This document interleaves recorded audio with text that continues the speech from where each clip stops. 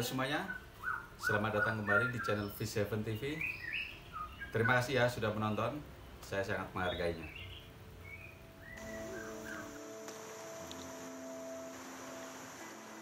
Kita akan melanjutkan cerita perjalanan tentang tim Fish or Die dari USA.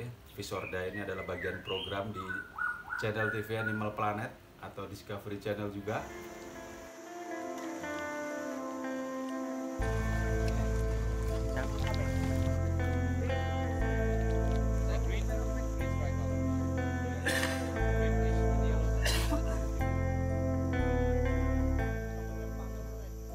Setelah sehari sebelumnya kita tertahan di tengah jalan karena medan yang berat, sungai waktu itu banjir besar dan juga arus sangat kencang. Kita kan telat sehari, jadi kita bermalam di tengah jalan begitu. Nah, kemudian kita melanjutkan kembali perjalanan kita.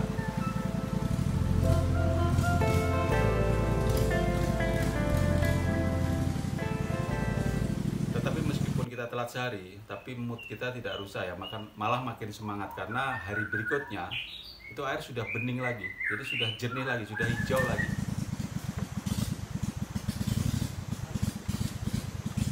Jadi kembali kami 11 perahu ini naik lagi ke atas pegunungan, melawan arus lagi, tapi makin semangat karena apa? Makin dekat dengan tujuan. Jadi dengan titik yang kita akan jadikan tempat camp.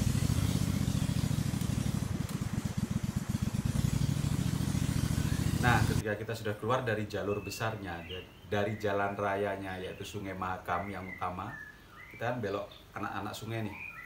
Nah, ini sudah tidak bisa laju lagi perahu, kita harus pelan-pelan karena di jalan ini banyak belokan tajam dan juga banyak duri rotan di tengah-tengah ini. Duri rotan ini kalau kena muka, kalau kita kecepatan tinggi, bahaya sekali itu, sangat bahaya. Makanya harus pelan. Nah, perahu yang paling depan tuh sekalian bersihin pakai mandau begitu, jadi jalan pelan. Nah, yang belakang ntar tinggal gas.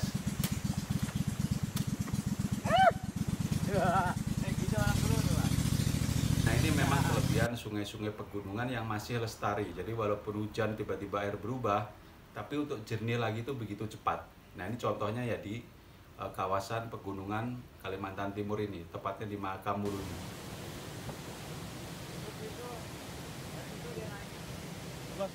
Tetapi perjuangan belum selesai karena kita masih harus melewati satu kawasan yang sangat sulit sekali, namanya Batu Beta. Batu Beta itu kalau dalam bahasa Dayak Aweng adalah batu yang besar. Jeramnya tidak seberapa besar, tapi dia tuh langsung bertingkat tinggi. Jadi kita harus tarik perahu. Pekerjaan yang sangat berat karena 11 perahu, bayangin aja.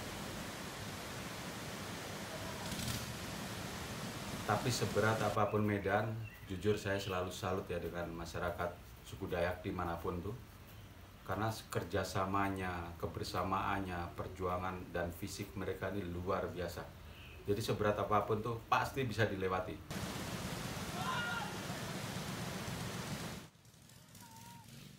Saya sendiri sudah sangat sering ke pedalaman bersama mereka, dimanapun itu selalu takjub ya, amazed, luar biasa banget.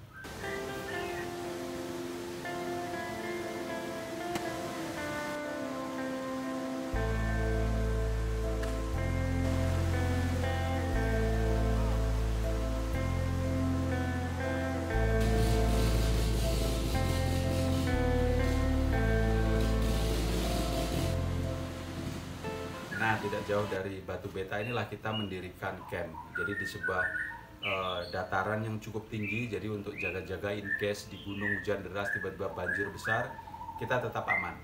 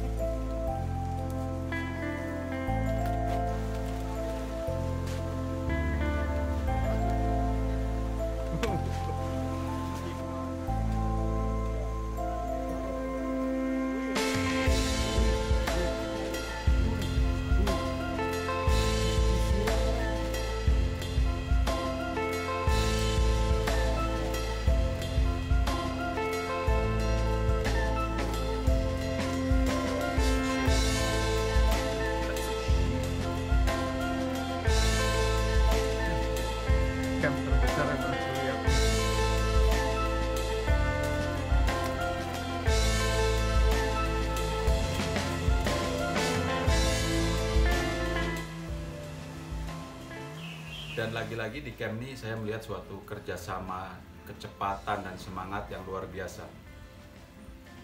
Jadi mereka ini langsung berbagi tugas. Ada yang ngurus bagasi istilahnya, ada yang ngurus tenda, ada yang ngurus pencarian kayu bakar, menyiapkan bahan makanan dan lain-lain. Dan itu cepat sekali, sangat cepat.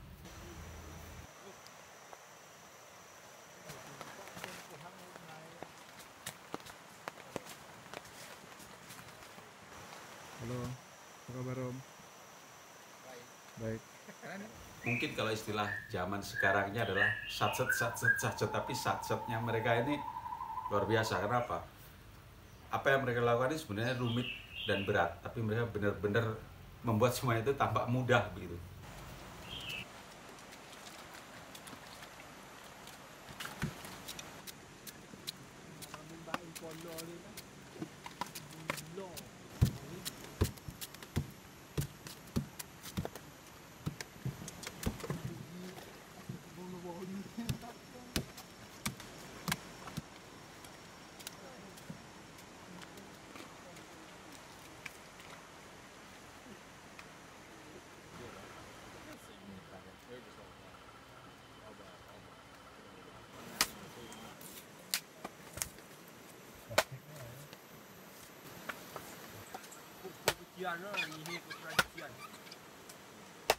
Dan seperti biasa, momen malam hari adalah momen yang selalu hangat. Jadi kita bercanda, berkumpul, dan lain sebagainya. Jadi kita merasa dekat sekali gitu dengan kru, dengan mereka, dengan semuanya itu melebur begitu. Jadi seperjuangan gitu.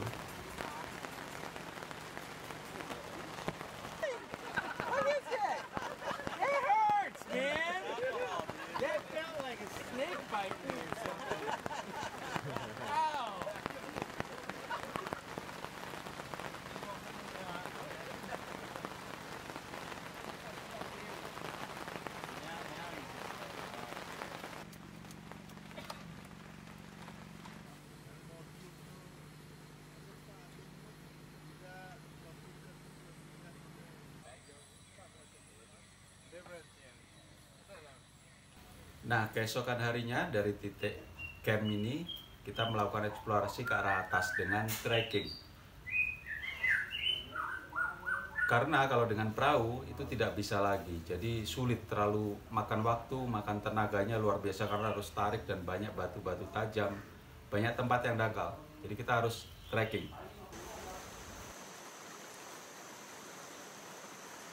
Trekkingnya pun itu kita harus pelan-pelan karena kalau terlalu berisik ikan-ikannya akan takut, akan spooky ya, karena masir ini adalah jenis yang sangat sensitif.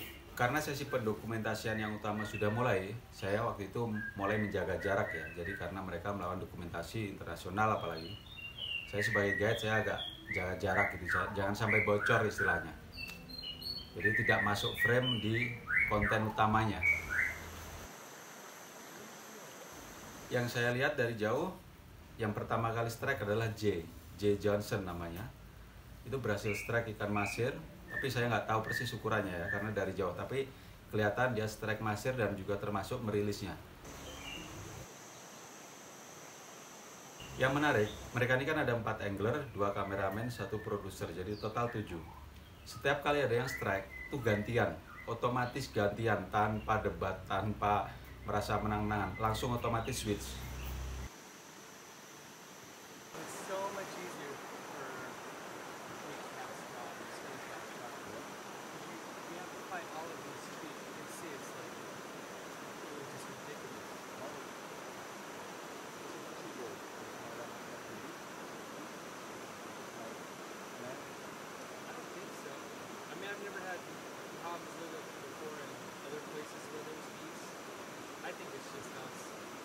Sebagai guide jujur aja ikut seneng ya, karena jauh-jauh akhirnya mereka berhasil mendapatkan yang mereka cari. Jadi semacam targetnya sudah tercapai walaupun belum yang paling gede, belum yang paling heboh strike-nya belum, tapi at least sudah di track yang benar begitu.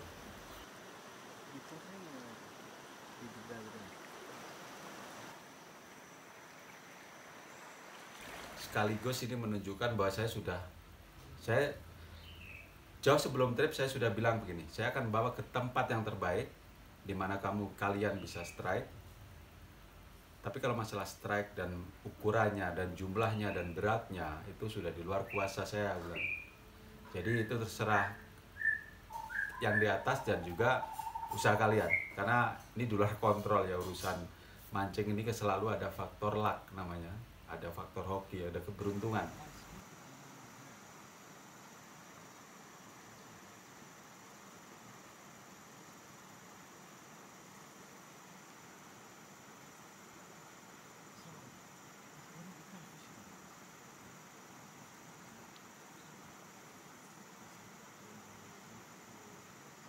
Nah, yang strike kedua adalah Ted Robinson. Setahu saya dia yang paling senior ya, yang paling tua dari semua pemancing yang lain. Nah, itu strike juga, masir juga, green waktu itu, green masir, keren banget.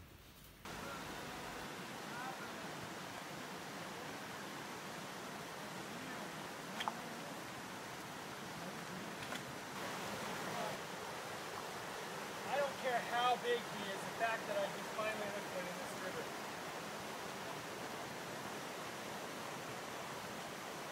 When he caught and he slammed it, I thought it was